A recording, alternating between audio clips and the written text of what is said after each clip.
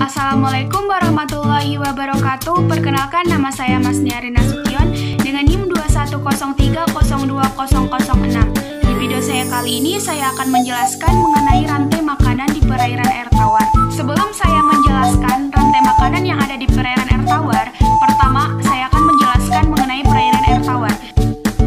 Perairan air tawar adalah perairan yang memiliki air dengan kadar garam yang rendah. Perairan air tawar dibedakan menjadi dua jenis. Yang pertama yaitu perairan air tawar dengan air yang tenang ataupun lentik, dan perairan air tawar dengan air yang mengalir ataupun lontik.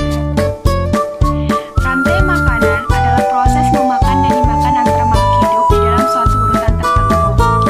Di dalam suatu rantai makanan tentunya terdapat yang namanya produsen, konsumen, dan dekomposer ataupun pengurai. Begitu juga di dalam perairan air tawar terdapat yang namanya produsen, konsumen, dan juga dekomposer. Produsen di perairan air tawar ditempati oleh fitoplankton, zooplankton sebagai konsumen 1, ikan kecil sebagai konsumen 2, ikan besar sebagai konsumen 3, dan ada juga yang namanya dekomposer ataupun pengurai fitoplankton. Fitoplankton adalah tumbuhan bersel satu yang dapat melakukan fotosintesis untuk mendapatkan makanannya sendiri, dibantu oleh cahaya matahari dan juga karbon dioksida. Fitoplankton bersifat autotrof dan dapat membuat makanannya sendiri, sehingga fitoplankton menempati posisi sebagai produsen di dalam perairan air tawar. Zooplankton. Zooplankton bersifat heterotrof atau tidak dapat membuat makanannya sendiri. Di dalam siklus kehidupannya, zooplankton memakan fitoplankton, sehingga zooplankton menempati posisi sebagai konsumen satu di dalam rantai makanan perairan air tawar. Kemudian ada ikan-ikan kecil. Ikan-ikan kecil ini memakan zooplankton, sehingga ikan kecil ini dikategorikan sebagai konsumen kedua di dalam rantai makanan perairan air tawar. Dan juga ada yang namanya ikan-ikan besar.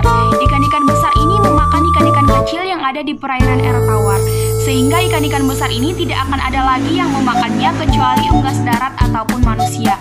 Sehingga ikan besar ini menempati posisi sebagai konsumen ketiga ataupun puncak.